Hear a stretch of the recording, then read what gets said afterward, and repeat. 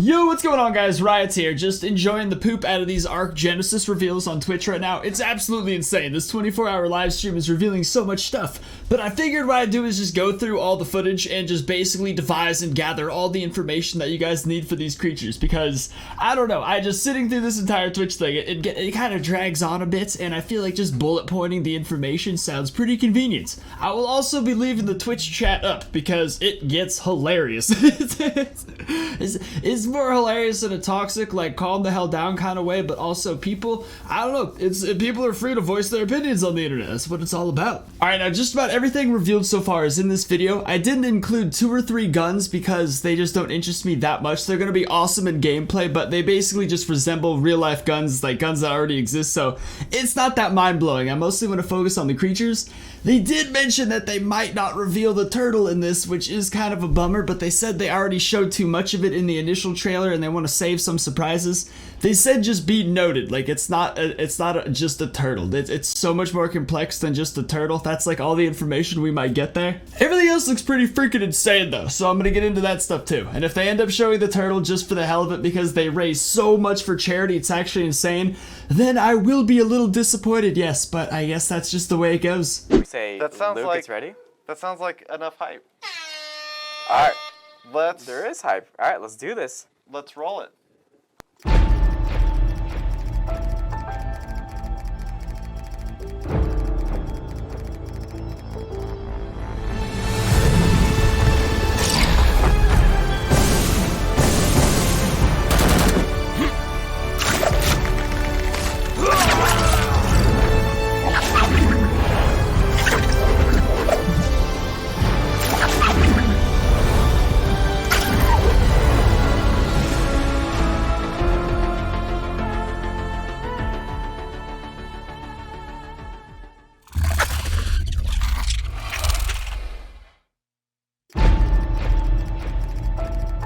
Oh man. Alright, so this next creature is called the BloodStalker. By the way, if this video seems weird at all, it's because all of these little clips were recorded like 2 hours apart, and now it's 3 a.m. and I don't know what anything is anymore. But this one is called the BloodStalker, and I'm starting to really suspect all these creatures are modeled after Avengers heroes, because we have one that perfectly resembles the Hulk in every way, shape, and form, but now this guy feels just like Spider-Man, but in the best way possible. Alright, so to start rattling off the things it has in common with Spider-Man, it shoots webs. This part isn't really that similar because it sucks in creatures and other people with its webs and basically sucks them dry. It just consumes their blood for nutrition. It can also basically Spider-Man web swing. It can shoot one web and just basically swings like tree to tree, whichever you choose to stick to, or it could shoot 2 webs. It can shoot up to 2 webs at once most.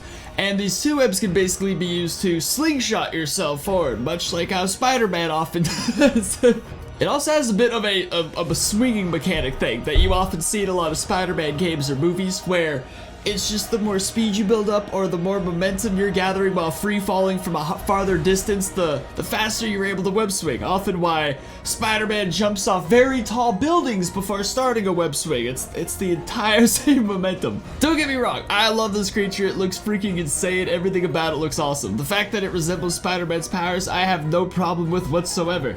I feel like every sort of DLC, they kind of just copy a general theme. With like Aberration, we had Xenomorphs and other stuff. With Genesis, they're going for a Marvel theme, and I could not be more freaking excited for it. It sounds awesome. They are able to walk on water as well, so essentially Jesus, but they're able to use their web to like fish for things down below the water. Plus they can also dive in the water as well, and quickly web swing while like away from the water while standing on it. This sentence is not as perfectly put together as I hoped it would, but again, it's like 4 a.m. The craziest thing about this, and what also makes it just more into Spider-Man, is once you pull out a weapon, then it goes into defensive mode basically, where it makes it stand up and just attach to your back in this huge, epic defensive manner, which can only relate in any way to Spider-Man's nanosuit with his freaking spider arms.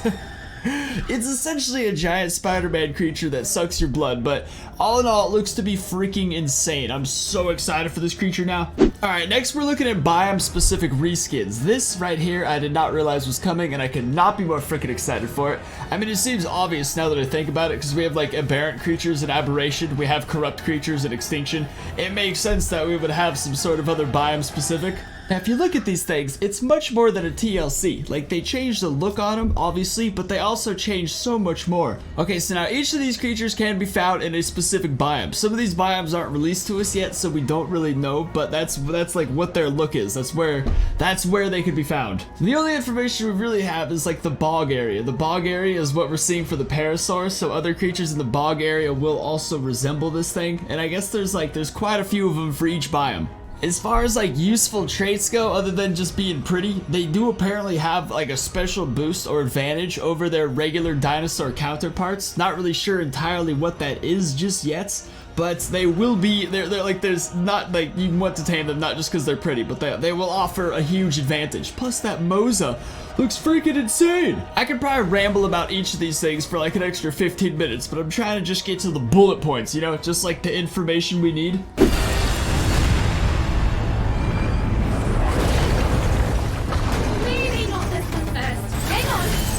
Alright, so now we're getting into the Magmasaur, that big lava beast you guys obviously saw on the Ark Genesis trailer. We only had like 2 creatures revealed, so it was 50% of the creatures. Now this creature is obviously tameable because we're right now witnessing a person riding on top of it in this extra reveal video that they're showing us, which is pretty awesome. Obviously it's gotta be rideable, it would just make it extremely useless if it wasn't. They didn't really mention or specify if it's breedable, but I'm gonna go ahead and say it is because I don't know, it generally seems to be an organic creature that obviously must continue to exist somehow. I'm not really sure how rock elementals came to be. Any organic creature's gotta have organic genitals. I'm gonna go ahead and just assume that it's breedable. As far as its movements and animations go, it generally moves like a giant lizard. It's basically modeled after a giant thorny dragon. Alright, now obviously it's a very heat-based creature. For God's sakes, it has lava pouring out of its genitals. That's a direct indicator right there, which the heat is also directly tied to a lot of its abilities. Essentially what you do is charge up this internal forge, and then once it's maximum charge, that's when your creature's at its maximum abilities. It's actually pretty cool how they did this because it's completely heat-based, so if it gets cold, if it's in the Arctic, even if it rains, if it touches water, goes in the water, it immediately becomes so much more useless. But of course vice versa, you bring it into a hot area, a lava area, anywhere that's generally hot as balls, and it just becomes a super OP bastard, really. When its internal forge is maximum charged, it actually is able to kill people just by going near them. It's so freaking hot that just being in its presence vaporizes you, which is pretty cool, I guess. That also makes it sound way more overpowered. Also, when you're on it, it's like the only person safe is the rider because your seat provides you some sort of heat protective shield. Ooh, it also allows the rider to swim through lava and even exist in hotter environments than they normally can. Well, I'd assume so, it's a goddamn heat shield, but that's still pretty cool. Also just makes it sound a little more overpowered, but the creature itself will be so fun. I'm just thinking about in a PvP standpoint, but I guess as long as it has to pass through water, but I guess they could always just cryopod it. I wonder if you could like maximum charge its internal forge and then put it in a cryopod, how that would go down. I'm not really sure because there's never been anything that's needed to frickin' charge its power up before. Okay, so apparently its internal forge is literally a forge, meaning that you could actually smelt metal inside its guts. That's pretty cool. I guess that's also how it produces its projectiles in this attack you're seeing in front of you, which is a pretty cool attack. I guess it has like standard melee and then this somewhat of a range attack, which seems more medium range or close range. They were saying the main weakness, like the main downside of this creature, it's the strat you would want to use against it is just use something faster than it and just constantly run away a little bit and shoot at it. Because it's also it's slow. It's a giant thorny dragon, you know, it's not a bipedal creature. It can't haul ass. I mean, sabers and all them can do that too, but it's again modeled basically after a giant thorny dragon. So as long as you're on a fast creature and you're able to run away a bit, turn around and shoot, like throughout the fight, you should be able to kill it. Because everything's gotta have a freaking weakness when it comes to PvP, otherwise it's just dumb as hell. As far as food goes, it basically is like a giant industrial forge. Oil, gasoline, that kind of stuff, but also, much like every other creature in Ark, it will generally eat just about anything, but if you want to give it its prime substance, I assume for that perfect tame, it's gonna be either oil or gasoline. I mean, all in all, it's a pretty sexy creature. I'm being very scientific and fact-droppy right now, because I got my science hat on. If you could see it, you'd know. It did bother me a little bit that they kept calling it a dinosaur on the stream. They call everything dinos on stream, which, I don't know. I'm just a bit of a nerd like that. A dinosaur is a very selective term. You can't just be throwing that thing around there. I did not. The creature itself, though, looks freaking insane. Obviously, it looks awesome. It looks crazy. It's a giant freaking lava lizard that you could ride and has powers that deal with such abilities. It looks like some straight up kaiju nonsense. I could not be more freaking excited for this creature. I don't care what downsides it comes with. I was just listening for you guys, so you guys have all the information. I'm excited as shit. This thing looks crazy. It's like dripping lava from its mouth. Like, what? Oh, how cute! Don't eat that.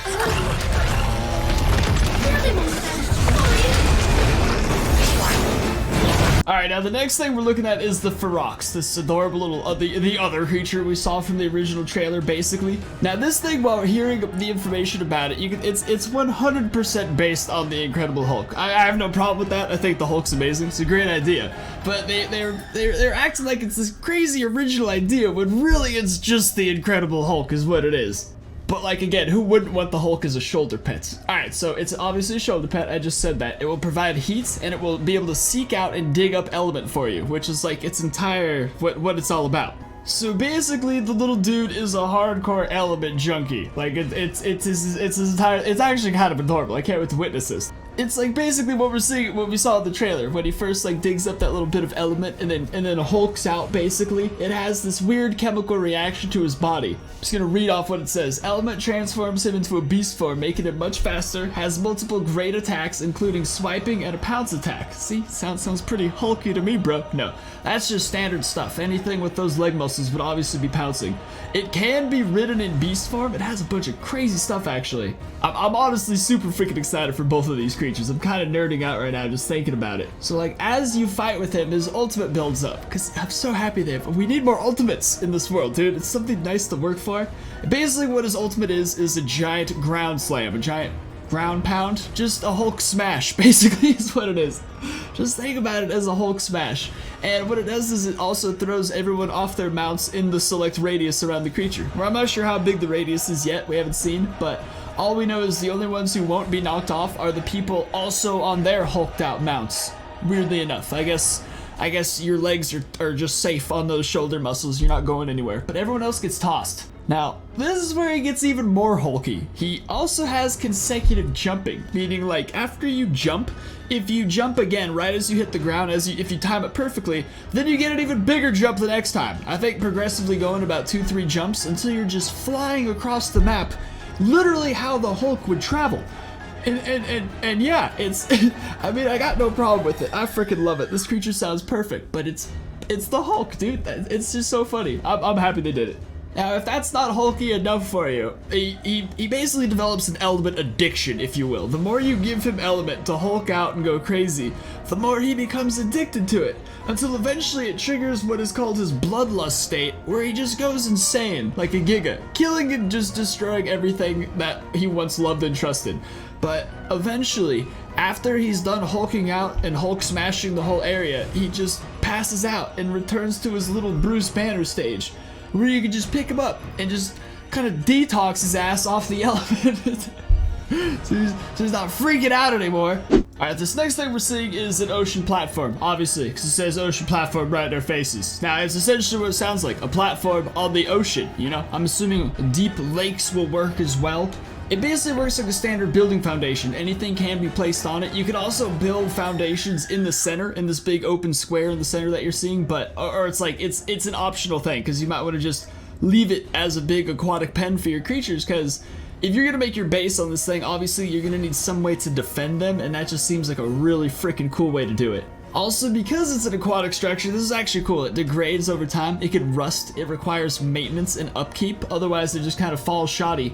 And I'm assuming the entire thing just gets destroyed, which is a very cool way to just keep them from building up on the oceans. If people just build them and then abandon them, you can't really do that. Like, there's wear and tear on the ocean, bro. Your metal's gonna rust, it's gonna fall and break and die. It's also got a very high structure limit, which is cool. Like, you will be able to build your entire mega base on the ocean, which is pretty damn sexy. Of course, if you're not like ready to make the metal one, you could also make this wooden one. It's not in the photo, but it exists. Apparently it's just much smaller. Basically, Yeah, it's just smaller. It's just simpler. I'm actually wondering how the wooden one's gonna degrade. Actually, no, I assume wood actually would freaking. Oh my god. I wonder if the upkeep's gonna be ridiculous on the wooden one. Cause wood's gonna. It can't exist on the open ocean for that long. But well, it could, but it's gonna seriously degrade. It's also going to support full attachment for ropes and all that nonsense because I get a lot of people are going to have difficulty getting up on that thing. I'm like, obviously there's ladders on the corners, but if it's your base, you might want more ways up onto it. I'm assuming you could build ramps down and stuff, but that just might look shoddy. I don't know. I can't freaking wait to get building some crap on this. I'm so bored of building on land. Alright, well that pretty much wraps up all the Genesis updates for now. They are pooping them out every 2 hours for the next 24 hours. No, it's already been going for a long time, but it was 24 hours. The link if you guys want to join is down below. It's on Twitch. So yeah, leave a like, subscribe, and I'll see you guys next time. Peace!